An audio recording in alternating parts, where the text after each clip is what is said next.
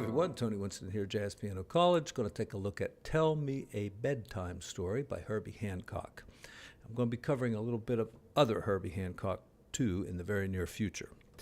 This is really a cool song, and it kind of reminds me of Spain, maybe just because of the intro. It starts off with something extremely interesting, and to me this is a learning experience. You got a G major 7th chord and a melody that puts that note in there. Now listen to that. All right, that's got to be about the most horrible thing I've heard all day, except it's so beautiful.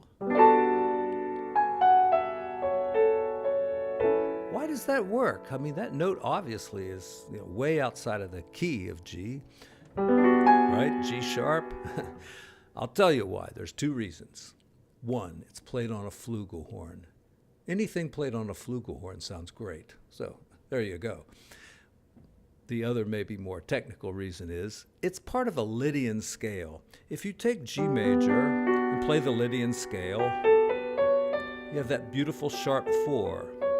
Suppose if you were putting upper structure triads or something on a G major chord, you might add a D chord, right? But suppose we put D Lydian scale. There's something about the Lydian scale, and there's been a lot of research on this, of course, that it just sounds good. It sounds uplifting and happy, and there's something about it. I don't know what it is, but it's a big thing. And so when it's played in the context of a scale, it sounds pretty nice. If you played a melody was like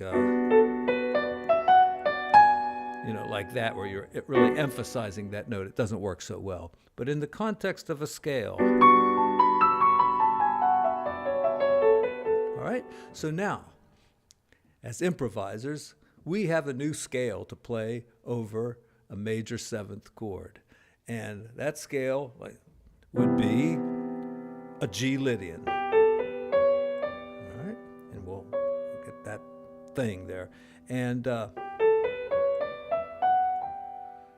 you could also just say play a D major scale over a C chord.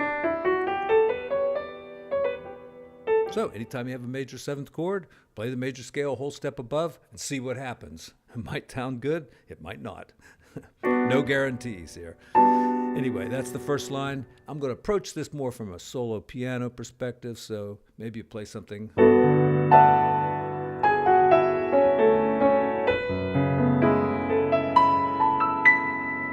So some nice chords here. All right. This is, I can never think of the guy's name, but he plays a minor 7th chord like this, right, with 5ths here and 5ths here, and most people can reach a 9th, so this is a good chord, but you could do it as a major chord too. It'll have that sharp 11 right on top, and then as the minor, like this. If you can't quite reach it, that's okay. That's okay. All right, get your thumb to block out those 2 notes. Might make it a little easier. And have fun with it. Okay, now I'm only going to play like 2 lines at a time because of copyright issues. So here we go on the main part of the song. So 1, 2, 3, 4.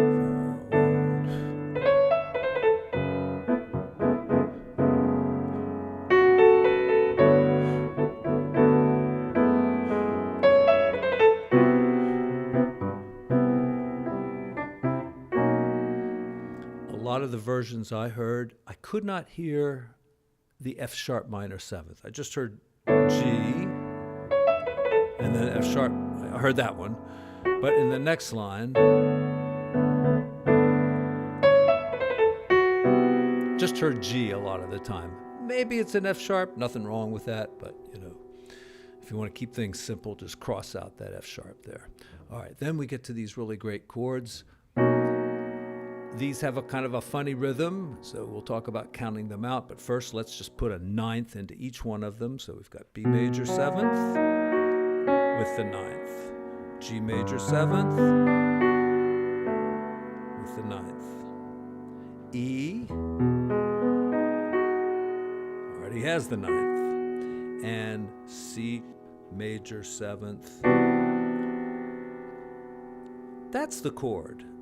And you'll hear a lot of people say, don't play chords, just stack up the thirds like this. Always play them as open voicings, something like that. And of course, open voicings sound great, spread the notes out a little bit. But I like that chord, and I have no problem with it.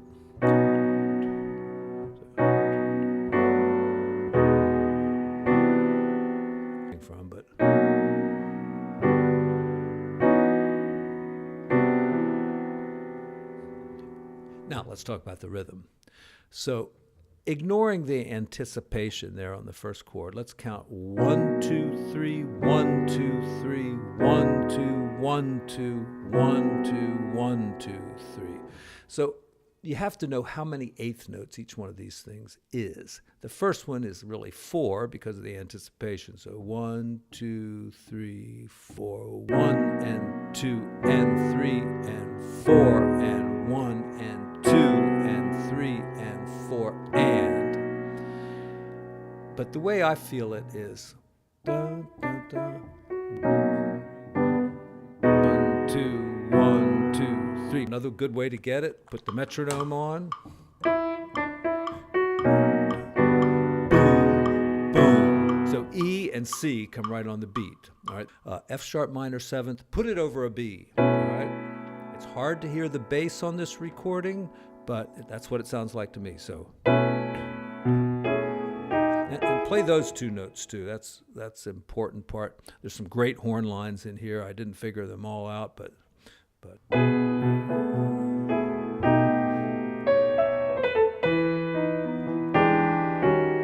The E major, you could just go right to E7 sharp 9. Make it more pianistic, put the E up there on top, or try some other stuff. There's a lot of interesting things that go on in this little thing here.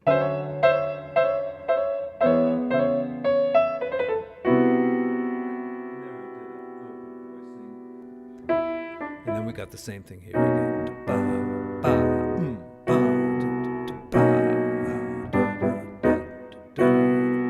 All right, so keeping that going on in your head really helps you get the rhythm there. All right, next page, here we go. We got a B sus, and it's real quick here. All right, or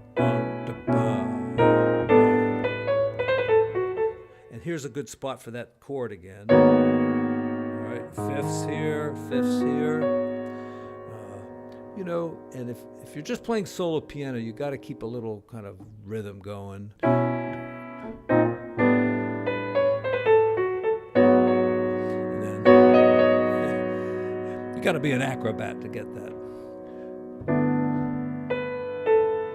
But here we have 5/4 time all the way through, so it's 1, 2, 3, and 4 and 1.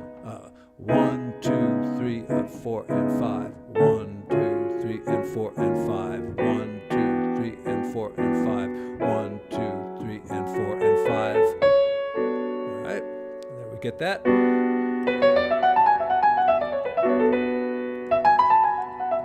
All right, just messing around with that D Lydian. All right, it's got to work, right? If Herbie did it, we can do it.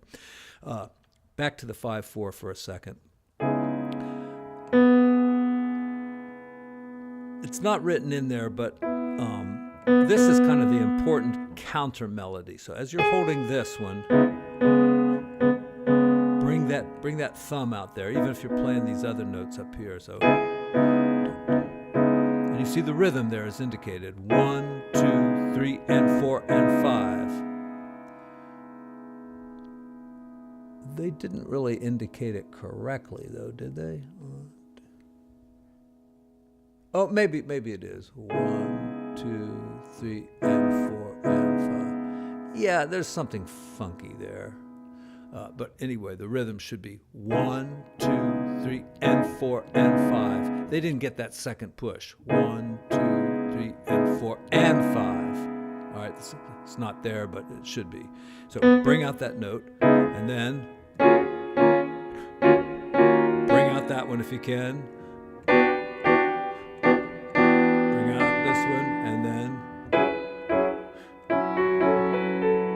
can make this work. You can go 1, 2, 3, and 4, and 5, and make the rhythm be there too.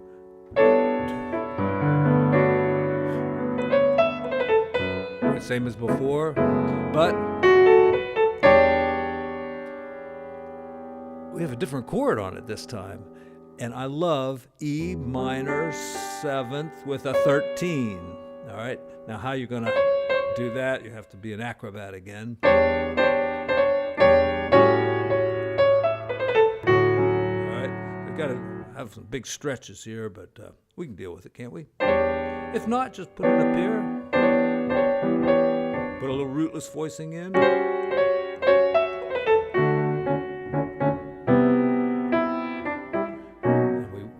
This before. The ending vamp down here is slightly incorrect. Those B anticipations, the eighth note that's tied to the quarter note, it's really just right on the beat. It's more like 1, 2, 3, 1, 2, 3, 1, 2, 3, 4, 1, 2, 3, 4, 5, 6, 1, 2, 3, 1, 2, 3, 1, 2, 3, 4, 1, 2, 3, 4, 5, 6. Hopefully that adds up to 16. 1, 2, 3, 1, 2, 3, 1, 2, 1, 2, 1, 2, 1, 2, 3, 4. I don't know, you do the math. Let's put the metronome on. The melody notes down is different too. I don't really remember this, but that's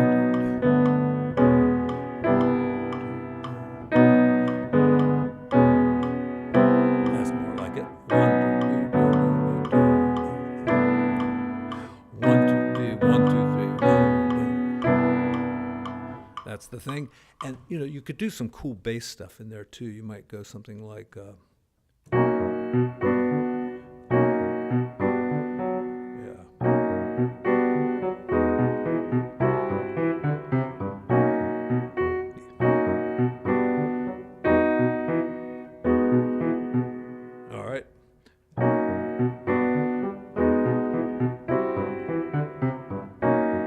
maybe something like that would make it a little more interesting.